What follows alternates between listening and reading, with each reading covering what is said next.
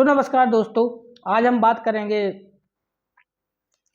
आज के जो करंट अफेयर के सवाल जो बन सकते हैं, आगामी परीक्षाओं की दृष्टि से बहुत इंपॉर्टेंट सवाल हो सकते हैं और जो परीक्षाओं में पूछे जा सकते हैं। कुछ हम करंट अफेयर के बारे में, कुछ स्टैटिक जीके के बारे में हम बात करेंगे। अपनी पेन कॉपी पास में रखिए, एकदम नोट करते जाना। तो चलते हम पहले प्रश्न की तरफ। जो ICC world cup T20 world cup होने वाला है, उसका ब्रांड एम्बेसडर किसे बनाया गया? पहला प्रश्न है, आईसीसी T20 वर्ल्ड कप का ब्रांड एम्बेसडर किसे बनाया गया है? तो इसका जो ब्रांड एम्बेसडर है वो जमैका के धावक है हुसैन बोल्ट। नाम हर कोई जानता होगा, उनको इसका ब्रांड एम्बेसडर बनाया गया। तो और अगले प्रश्न की अगर बात करें इसी में कि ये जो T20 वर्ल्ड कप होने वाला है, ये कहाँ होने वाला है? तो ये वेस्ट इंडीज और अमेरिका की संयुक्त मेजबानी में ये वर्ल्ड कप होने वाला है। अब हुसैन बोल्ट को अगर इसका ब्रांड एम्बेसडर बनाया गया तो हुसैन बोल्ट की चर्चा हम कर लें कि आखिर ये इतने इम्पोर्टेंट है क्यों। बहुत ही बड़े धावक हैं और इनकी मान लीजिए कि उपलब्धि क्या है। अगर उपलब्धि की बात करें, परीक्षाओं में हमेशा पूछा जाता है, तो उपलब्धि की बात करें तो ग्रीष्मकालीन ओलंपिक में लगातार 3 बार स्वर्ण पदक इन्होंने जीता है। और इसके अलावा बीजिंग ओलंपिक 2008 में इन्होंने 100 मीटर, 200 मीटर और 400 मीटर की स्पर्धा में गोल्ड मेडल जीता था।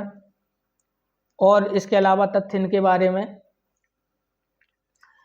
आईसीसी T20 वर्ल्ड कप के बारे में हम बात कर लें तो पहला जो आईसीसी T20 वर्ल्ड कप हुआ था 2007 में, ये 9वां संस्करण होना है अभी। तो पहला वर्ल्ड कप किसने जीता था? तो भारत ने जीता था 2007 का। महेंद्र सिंह धोनी कप्तान थे, हर कोई जानता है। और उप विजेता कौन रहा था? पाकिस्तान रहा था। हमने चर्चा कर ली कि ये कहाँ होने वाला है, वेस्ट इंडीज और अमेरिका की संयुक्त मेजबानी में ये वर्ल्ड कप होने वाला है। अब हाल ही में बात करते हैं कि जैसे ब्रांड एम्बेसडर की बात आई है, तो ब्रांड एम्बेसडर जो इम्पोर्टेंट हाल ही में चुने गए हैं बहुत परीक्षा की दृष्टि से, उनके बारे में थोड़ा सा चर्चा कर लेते हैं। तो बीपीसीएल के ब्रांड एम्बेसडर वर्तमान में अभी हाल ही में किसे बनाया गया है? तो बीपीसीएल का ब्रांड एम्बेसडर नीरज चोपड़ा को बनाया गया है। चेन्नई सुपर किंग के अगर ब्रांड एम्बेसडर की बात करें, हाल ही में उनकी भी नियुक्ति हुई है। कैटरीना कैफ को सीएसके का brand ambassador, Chennai super king team का ब्रांड एम्बेसडर बनाया गया है। प्राइम वॉलीबॉल लीग का ऋतिक रोशन को ब्रांड एम्बेसडर बनाया गया है। और हेनरी हॉर्बन एजुकेशन का ब्रांड एम्बेसडर चेतन भगत को बनाया गया है। ये नोट कर लेना, बहुत ही इंपॉर्टेंट ब्रांड एम्बेसडर की अगर हम चर्चा आई तो हम थोड़ा सा इंपॉर्टेंट जो वर्तमान में अभी स्थिति में ब्रांड एम्बेसडर की नियुक्तियां हुई हैं उनके बारे में हम चर्चा कर रहे हैं। और एप्सन जो प्रिंटर वगैरह आते हैं, एप्सन की टीवी वगैरह आती, सबने देखी होगी, उसका रश्मिका मंदाना को उसका ब्रांड एम्बेसडर वर्तमान के समय में बनाया गया। और सेल्वन इंडिया का ब्रांड एम्बेसडर हमारे मास्टर ब्लास्टर सचिन तेंदुलकर को बनाया गया। ये मोस्ट ब्रांड एम्बेसडर हो गए। अब हम बात करें कि दूसरे प्रश्न की, मलेरिया दिवस कब मनाया जाता है? तो ये 25 अप्रैल को मनाया जाता है। ठीक है, मलेरिया दिवस की बारे की बात करें तो मलेरिया दिवस क्यों मनाया जाता है? ठीक है 25 अप्रैल को मलेरिया दिवस, 24 अप्रैल को पंचायती राज दिवस, सबको जानकारी होगी, बहुत इंपॉर्टेंट है परीक्षा की दृष्टि से। तो मलेरिया दिवस चूँकि मलेरिया के रोग नियंत्रण के लिए, रोकथाम के लिए और उसके बारे में जानने की, जागरूक करने के लिए ये मलेरिया दिवस मनाया जाता है। मलेरिया का उन्मूलन कैसे होगा, इन सब चीज़ों के लिए ये मलेरिया दिवस मनाया जाता है। ठीक है, मलेरिया दिवस, अच्छा, मलेरिया जो एक बीमारी है, घातक बीमारी है, ये मच्छर के काटने से होती है। हर कोई जानता ही होगा कि मच्छर के काटने से होती है। मलेरिया की इस साल की थीम क्या है मलेरिया दिवस की? तो मलेरिया दिवस की इस साल की थीम मलेरिया के खिलाफ लड़ाई तेज है। और चूंकि ये मलेरिया के खिलाफ लड़ाई तेज ये थीम है। हम बात करें मलेरिया की शुरुआत कहाँ से हुई, तो दक्षिण अफ्रीका जो कॉन्टिनेंट है, सबसे ज़्यादा वहाँ मलेरिया के घातक परिणाम देखे गए हैं। तो उन्होंने 2001 में इसको मनाना शुरू किया था। 2008 में WHO ने इसकी शुरुआत की, मान्यता दी कि मलेरिया दिवस मनाया जाएगा 25 अप्रैल को 2008 से। अब चूंकि ये होता क्यों है, तो ये मादा मच्छर के काटने से होता है।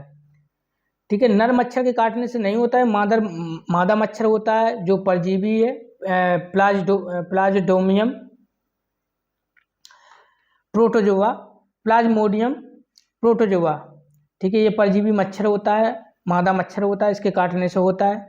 और इससे होता क्या है, इससे लाल रक्त कणिकाएं जो हैं, हमारी आरबीसी है, वो ख़त्म हो जाती हैं, वो प्रभावित होती हैं मलेरिया से।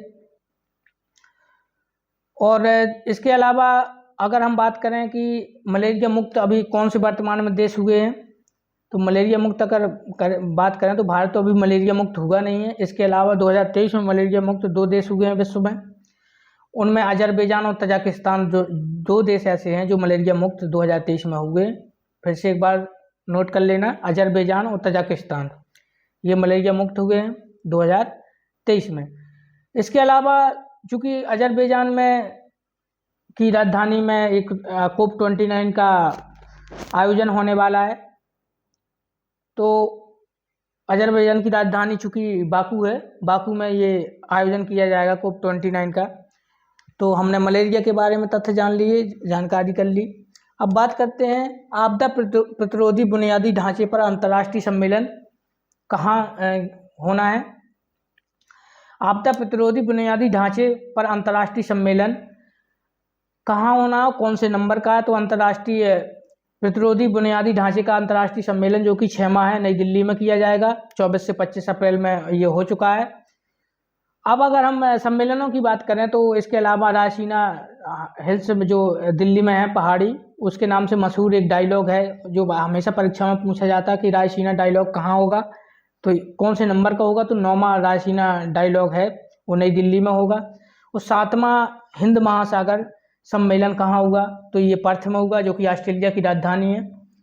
ये नोट कर लीजिएगा आप, बहुत ही इम्पोर्टेंट है। आपदा प्रतिरोधी बुनियादी ढांचे पर अंतर्राष्ट्रीय सम्मेलन जो कि 6वां दिल्ली में, और 9वां रायसीना डायलॉग नई दिल्ली में, और 7वां हिंद महासागर सम्मेलन पर्थ में जो कि ऑस्ट्रेलिया की राजधानी है। विश्व सरकार शिखर सम्मेलन दुबई में हुआ है, विश्व सरकार शिखर सम्मेलन दुबई में हुआ है 7वां, जो कि दुबई यूएई की राजधानी है। अब बात करते हैं अगले प्रश्न की, जो कि हम यहाँ तक आ गए हैं। BMW ओपन टेनिस के बारे में थोड़ा सा बात कर लेते हैं। टेनिस खेल से संबंधित बहुत प्रश्न पूछे जाते हैं, हमने T20 वर्ल्ड कप की बात तो कर ही ली है।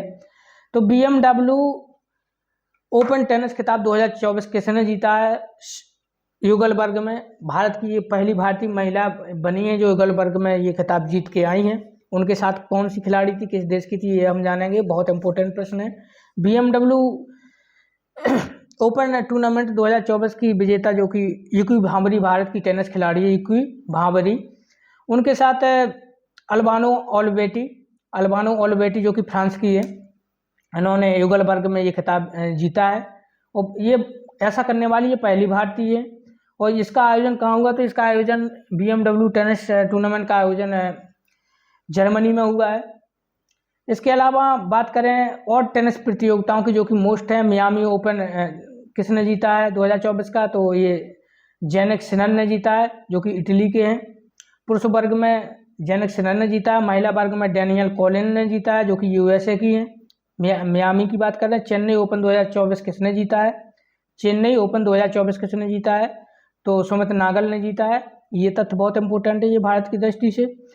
और ऑस्ट्रेलिया ओपन 2024 किसने जीता है, तो जेनिक सिनर ने ही जीता है ऑस्ट्रेलिया ओपन 2024, और ये इटली के हैं। मियामी ओपन भी इन्होंने जीता है, और ऑस्ट्रेलिया ओपन भी जेनिक सिनर ने जीता है, इटली के खिलाड़ी हैं ये। 2024 की बात कर ली।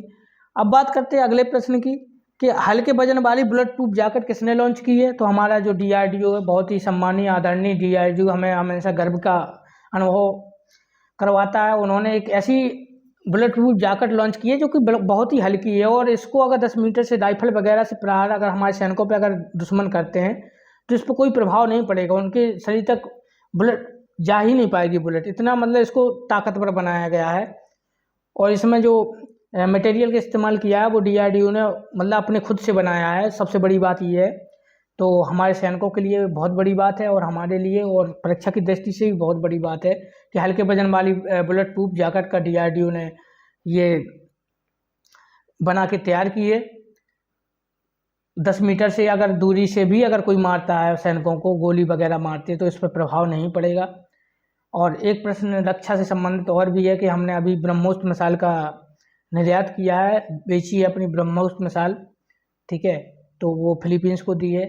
उसी को लेकर तमाम देश नाराज भी हुए भारत के ऊपर, लेकिन भैया व्यापार है, करना तो पड़ेगा ही देश चलाने के लिए। अभी तक हम खरीदते आए हैं, अब समय बदल रहा है, हम बेचने भी लगे हैं। अभी तक केवल खरीद रहे थे, अब हमारा निर्यात भी शुरू हो गया आयात के साथ। तो हमने जो ब्रह्मोस मिसाइल दी है वो फिलीपींस को दी है। बहुत बड़ा क्वेश्चन है। और वर्तमान में अपने CDS कौन है, तो अनिल चौहान अपने CDS है, chief defence of staff Anil Chauhan है। अब बात कर लेते हैं GI टैग की, जो कि चांदी तरकासी को GI टैग मिला है। ये चांदी तरकासी कहाँ की है, तो ये उड़ीसा की है। GI टैग के बारे में मैंने विस्तार से चर्चा की है अपने सेशन में, अगर ना देखा हो तो देख लेना। इसके अलावा बात करते हैं नाटो की। नाटो का 32वां सदस्य कौन बना है। अच्छा, चांदी तरकासी कहाँ की है, GI टैग मिला है, तो उड़ीसा की। ये तो आपने नोट कर ही लिया होगा, उड़ीसा की चांदी तरकासी को GI टैग मिला है वर्तमान में, हाल ही में। और हाल ही में नाटो का 32वां सदस्य कौन बना है, वही नाटो है, नॉर्थ एटलांटिक ट्रीटी ऑर्गेनाइजेशन, जिसकी स्थापना 4 अप्रैल 1949 को होती है। रूस और यूक्रेन का युद्ध इसी नाटो की देन है, हम ये कह सकते हैं। ये NATO North Atlantic Treaty Organisation, जो कि अमेरिका का एक उपक्रम है जो चलता है देशों को, और इसकी स्थापना 1949 में हुई थी। नाटो का भी 32वां सदस्य हाल ही में स्वीडन बना है। इसी के साथ आज के जो मोस्ट इम्पोर्टेंट क्वेश्चन हो सकते थे वो मैंने आपको बता दिए हैं, आप नोट कर लेना, रिवीजन कर लेना। और मैं आशा करता हूं कि आप चैनल को लाइक करेंगे, वीडियो को पसंद करेंगे। अगर कोई राय देना चाहते तो कमेंट बॉक्स में अवश्य लिखें, और चैनल को सब्सक्राइब कर लें, उसमें आपको कोई पैसा नहीं लगने वाला है, मेरे लिए एनर्जी की बात होगी। इसी के साथ मैं अपने सेशन को समाप्त करता हूँ। जय हिंद।